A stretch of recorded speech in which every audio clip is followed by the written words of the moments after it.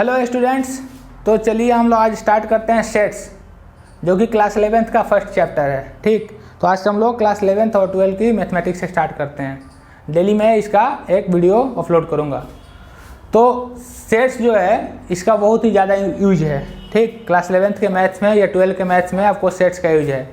आपको relation and function chapter में इसका बहुत ज़्यादा यूज है। ठीक, शुरू में लगता है कि कोई ज़्यादा यूज नहीं है, लोग ज़्यादा ध्यान नहीं देते हैं सेट्स में, सोचते हैं बहुत आसान है, लेकिन बहुत ही इंपॉर्टेंट है।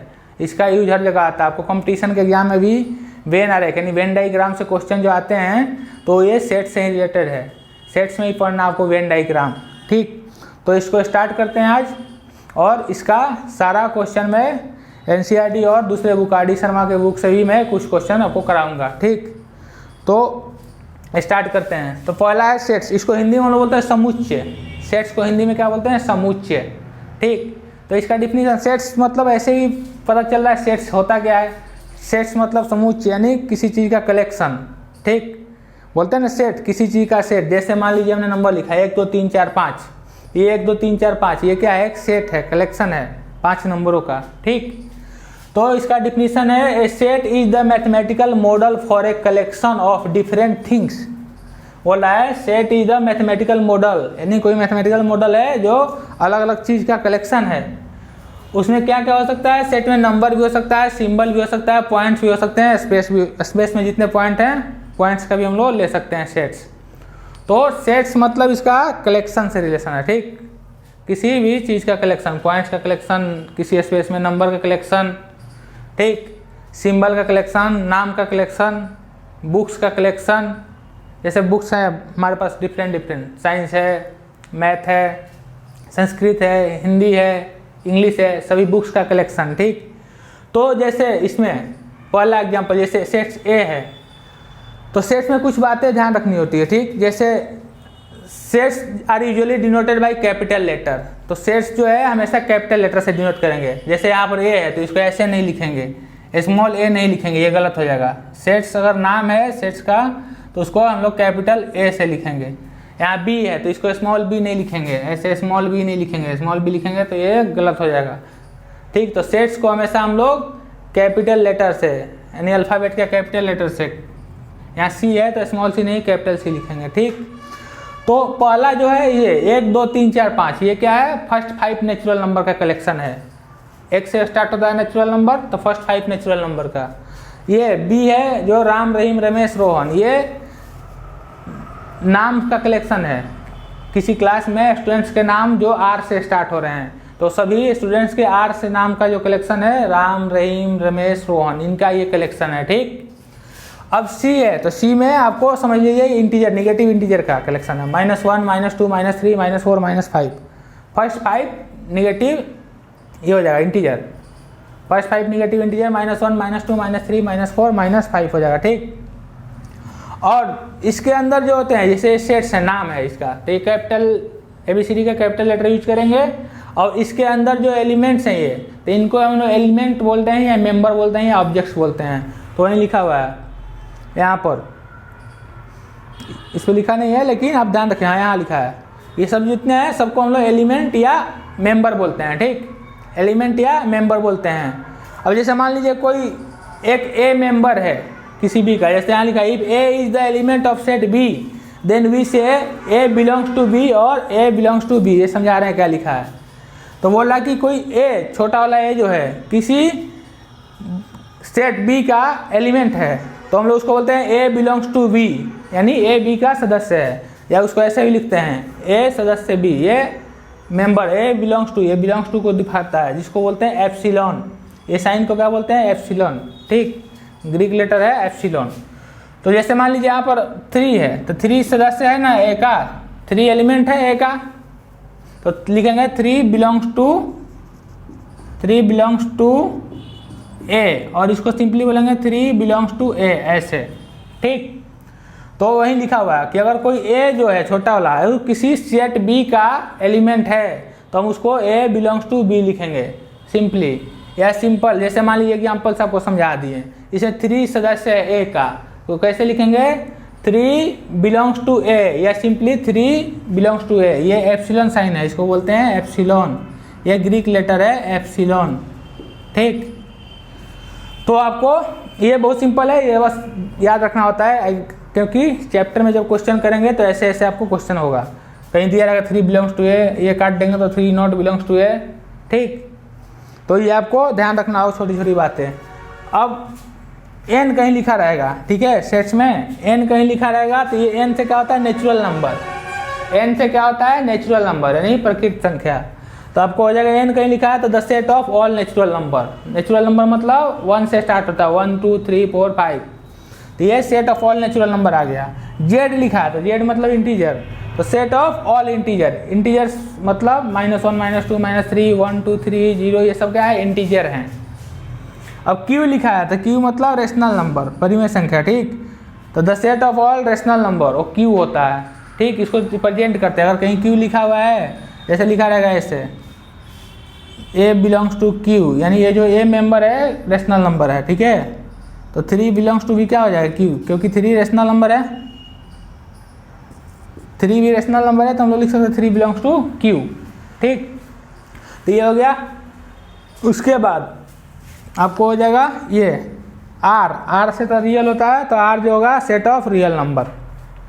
और जेड प्लस, यहाँ जेड था इंटीजर, जेड प्लस लग गया मतलब positive integer, the set of positive integer, यानी 1 2 3 4। ठीक, सेट ऑफ पॉजिटिव इंटीजर। और क्यू प्लस आ जाएगा, क्यू प्लस, यहाँ क्यू तो आपको बताया था, क्यू क्या होता है, सेट ऑफ रेशनल नंबर। ठीक, तो क्यू प्लस आ गया यानी positive rational number, the set of positive rational number. तो ये सब आपको सिंबल याद रखने हैं। ठीक, कहीं भी सेट में अगर जेड यूज हो गया तो समझिए इंटीजर लिखा हुआ है, सेट ऑफ इंटीजर। और क्यू लिखा हुआ है तो समझिए रेशनल नंबर के बारे में लिखा है। ठीक, और आर प्लस, तो आर तो पता है रियल नंबर, आर प्लस मतलब positive real number. Positive real number मतलब आपको 0.1 0.2 ये सब क्या है, 0.1 0.2 ये सब रियल नंबर है। 0.1 हुआ, 0.2 हुआ, 3 हुआ, 4 हुआ, 5 हुआ। ये 0.1 को आप लोग रियल बोलेंगे, ये मत समझिए केवल इंटीजर ही रियल होता है।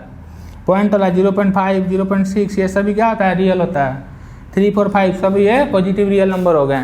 ठीक, तो इतना आपको बेसिक जानना है सेट पढ़ने से स्टार्ट करते समय।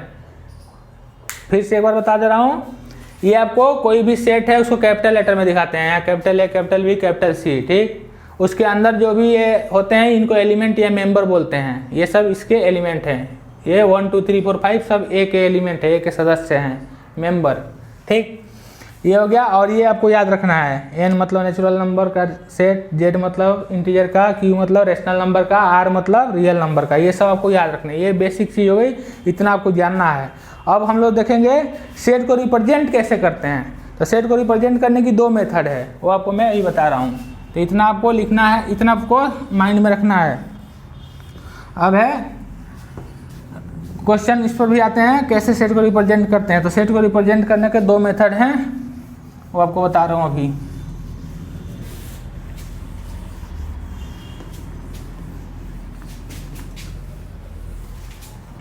देखिए, there are 2 methods to represent the set. There are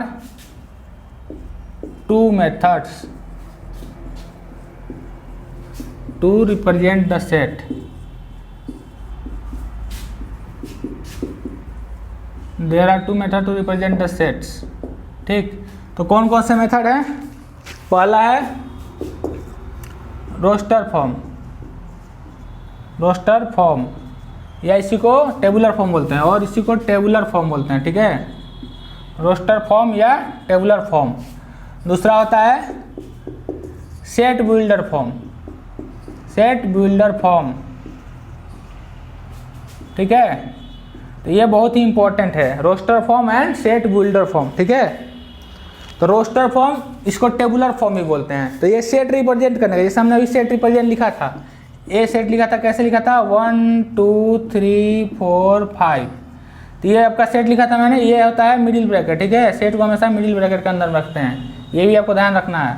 ये स्मॉल ब्रैकेट के अंदर में नहीं, ऐसे नहीं रखते हैं, ऐसे लिखा हो तो इस सेट नहीं है, और स्मॉल ब्रैकेट के अंदर में लिखा हुआ है तो इस सेट नहीं रखना। ये छोटी छोटी बातें आपको ध्यान रखनी है।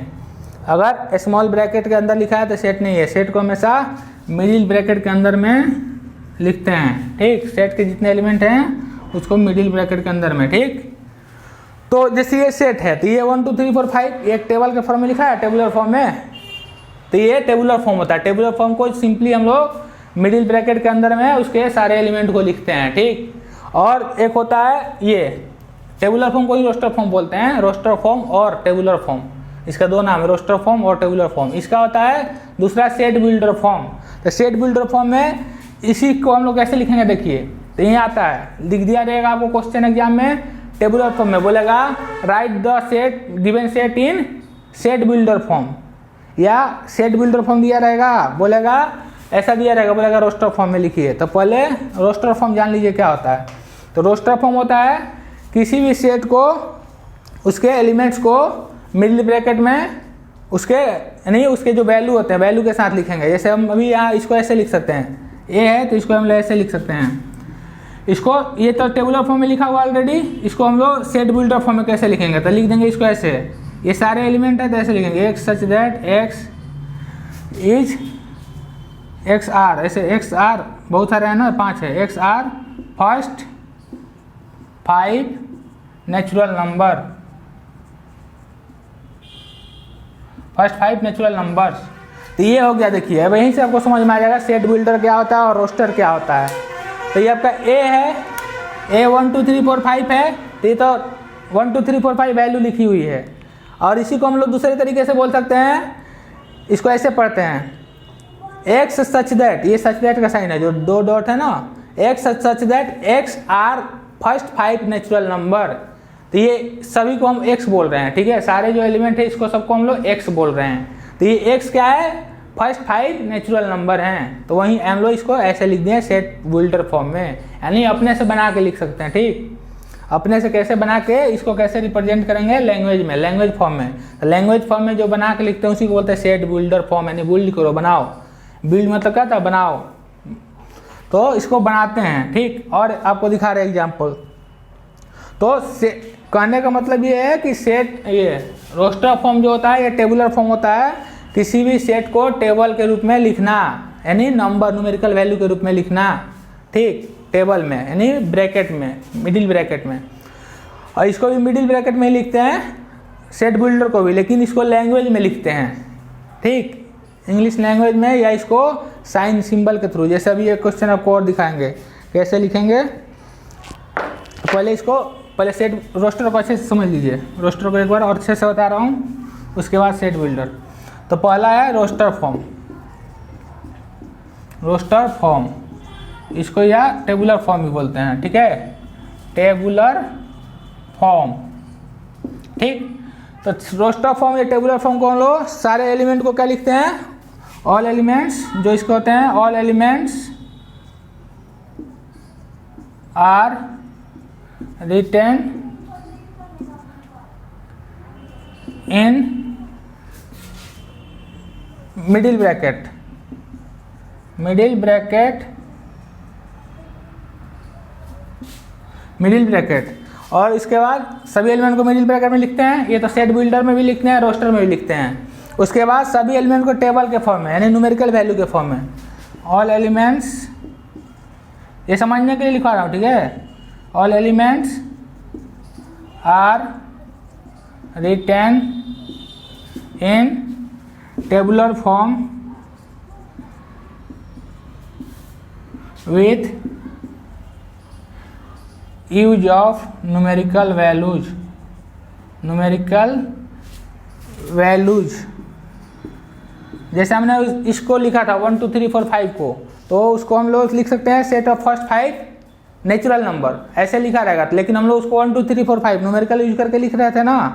हाँ, तो ये हो गया। जैसे अब एक और दिखा रहे हैं आपको एग्जाम्पल, जैसे ये लिखा हुआ है, मान लीजिए कोई सेट बी है, तो बी आपको ऐसे लिखा हुआ है 2 4 8 16 32, ये ऐसे लिखा हुआ है। तो ये आपको क्या लिखा हुआ है 2 4 8 16 32, तो ये एक सेट है बी। तो ये टेबल के फॉर्म में लिखा हुआ है, टेबल के फॉर्म में यानी न्यूमेरिकल वैल्यू के साथ लिखा है, न्यूमेरिकल वैल्यू को यूज करके लिखा है। हम इसी को सेट बिल्डर यानी इसको बना के लिखेंगे, बिल्ड करेंगे कैसे, तो बिल्डर, सेट बिल्डर फॉर्म में देखिए कैसे लिखेंगे, इसको खुद से बनाते हैं, ठीक है। तो खुद से बनाते हैं तो सारे एलिमेंट को हम लोग एक्स की तरह लिखते हैं, ठीक है। तो इसको लिखेंगे ऐसे एक्स सच दैट, ये क्या है sign, such that x, x such that x equal to 2 की पावर n, ठीक। तो ये क्या हो गया 2 की पावर n, कैसे लिखा हमने देखिए, ये क्या है, पहला 2 की पावर 1 है, दूसरा 2 की पावर 2, तीसरा 2 की पावर 3, ये 2 की पावर 4, ये 2 की पावर 5 है ना।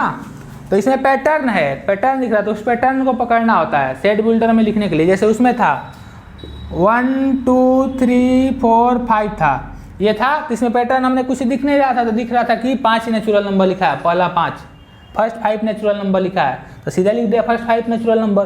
तो यहाँ पर 2 4 6 8 इसका 2 पैटर्न दिख रहा है।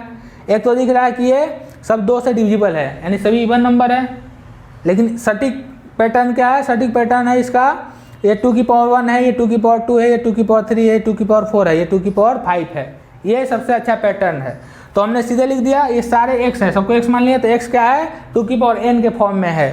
अब n क्या है, n 1 2 3 4 5, 1 से लेके 5 तक है, तो इसको n के बारे में बताना है। तो n के लिखे क्या लिखेंगे, n बिलोंग्स टू n, यानी जो n है ये वाला, ये n क्या है, ये n जो है नेचुरल नंबर है, और नेचुरल नंबर है तो क्या कहीं भी ले लेंगे, 1 से 10 तक तो नहीं लेंगे ना, इसका लिमिट है 1 से 5, तो लिखेंगे ऐसे n belongs to n and ये जो n है, n की लिमिट क्या है, 1 से बड़ा या बराबर है n और 5 से छोटा है, ऐसे लिखेंगे।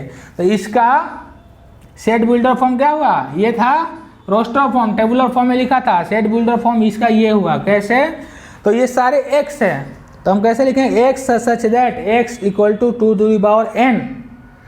अब n है कॉमा, ये n के बारे में बताना है, तो n क्या है, n बिलोंग्स टू n, यानी n जो है ये अभी बताया था, कैपिटल n क्या होता है, सेट ऑफ नेचुरल नंबर, यानी n जो है नेचुरल नंबर है।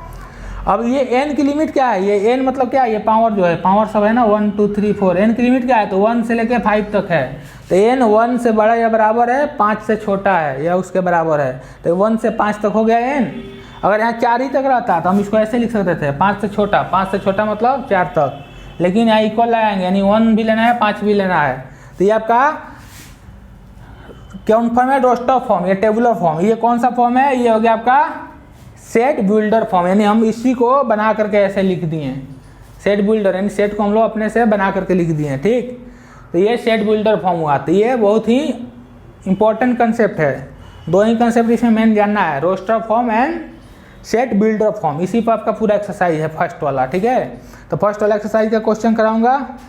तो फर्स्ट वाला एक्सरसाइज में एनसीईआरटी का फर्स्ट एक्सरसाइज का क्वेश्चन देखिए करा रहा हूँ कैसे। तो पहला क्वेश्चन है which of the following are sets, justify your answer. तो ये क्वेश्चन आपको जानना जरूरी है, क्योंकि इसका थ्योरी इसमें नहीं बताया है, ये क्वेश्चन बता रहा हूँ, उसी समय इसका थ्योरी करा दूंगा, ठीक। तो इतना ही, ये इस एक्सरसाइज 1.1 जो है, इतने जितना मैंने कंसेप्ट बताया इतने कंसेप्ट अब बनेगा। देखिए कैसे, इसमें मेनली आपको जानना है रोस्टर फॉर्म और सेट बिल्डर फॉर्म। तो आप न्यूमेरिकल जब करते रहेंगे तो पूरा क्लियर हो जाएगा, रोस्टर फॉर्म और सेट बिल्डर फॉर्म, ठीक है। तो पहला क्वेश्चन है which of the following are sets. पहला जो है which of the following are sets, ये है आपका first question. Justify your answer बोला है, जस्टिफाई योर आंसर, यानी आंसर को जस्टिफाई भी करना है। तो देखिए समझेंगे कैसे। तो फर्स्ट का फर्स्ट है पहला, ये क्या दिया है, ये दिया है आपको the collection of all the months of a year beginning with the letter J. The collection of, ये समझिएगा अच्छे से, इसका थ्योरी मैंने बताया नहीं है, अभी न्यूमेरिकल के साथ बता रहा हूँ, क्वेश्चन के साथ। The collection of all the month, collection of all the months of a year, collection of all the months of a year beginning with the letter BEGI, beginning with the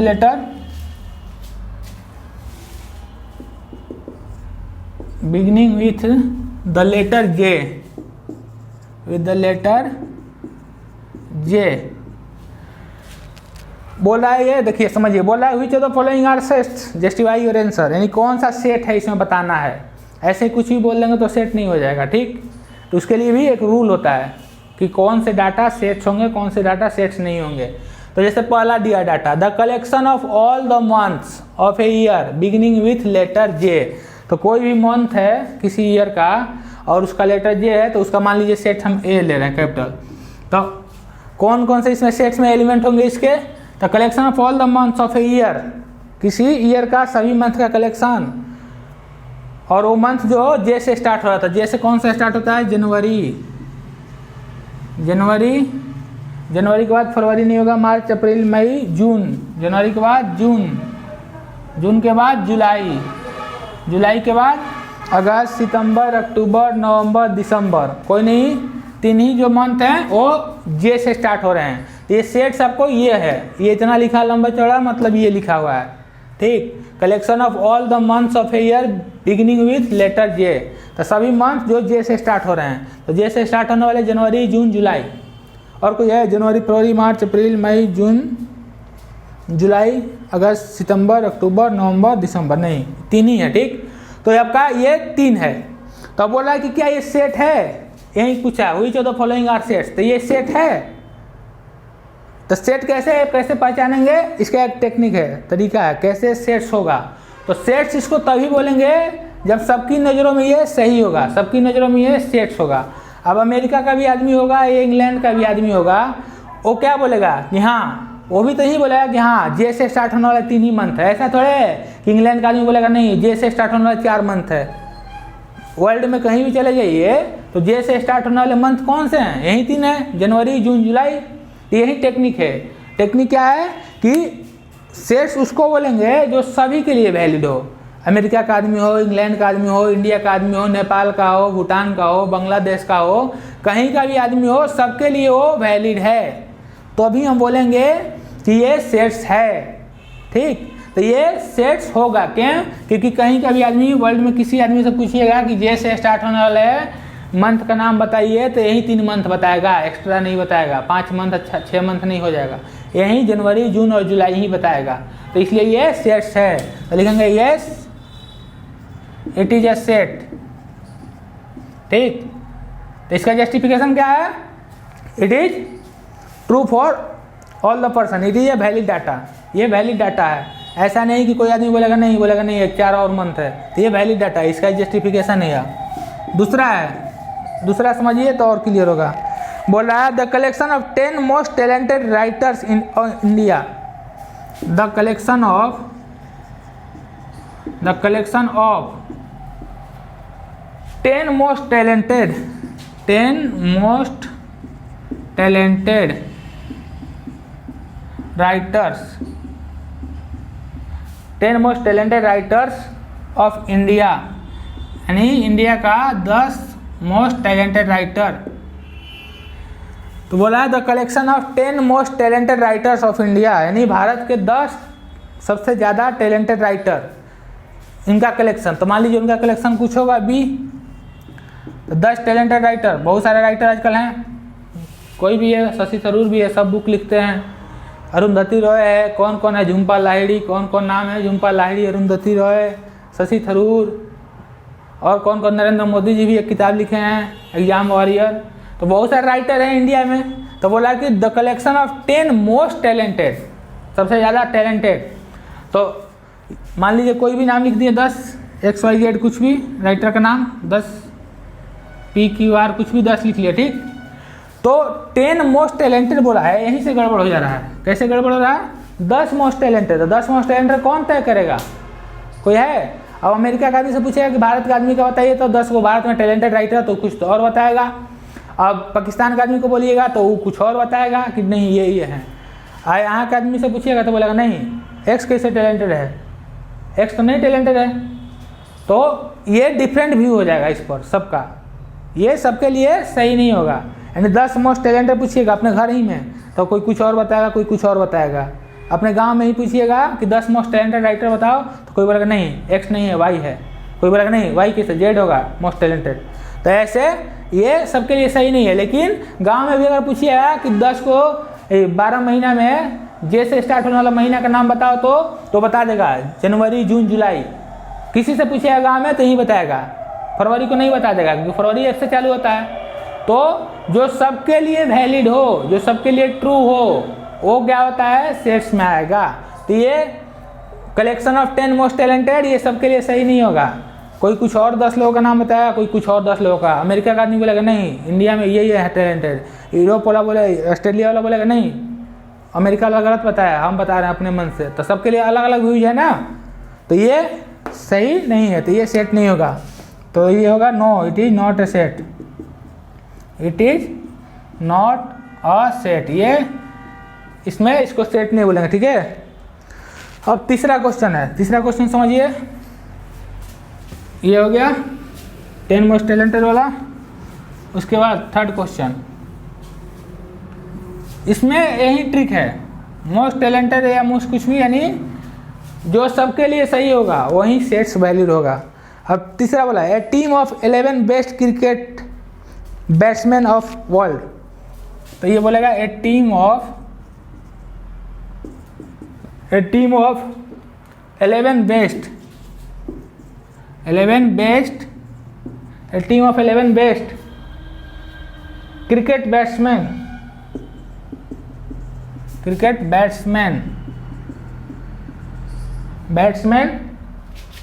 of the world.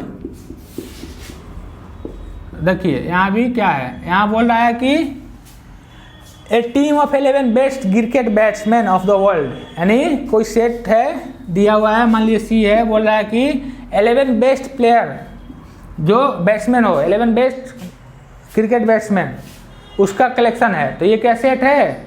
India के आदमी से पूछेंगे तो भारत का 11 को बता देगा कौन कौन बेस्ट है। सचिन बताएगा, सहवाग बताएगा, कोई गांगुली को बताएगा, कोई धोनी को बताएगा, यानी 11 को अलग अलग बताएगा। ऑस्ट्रेलिया वाला से बोला जाएगा तो अपने देश का बताएगा, 10 बोलेगा नहीं ये महान है, पाकिस्तान वाला बोलेगा नहीं मेरे यहाँ का, अफरीदी सब महान है, ठीक।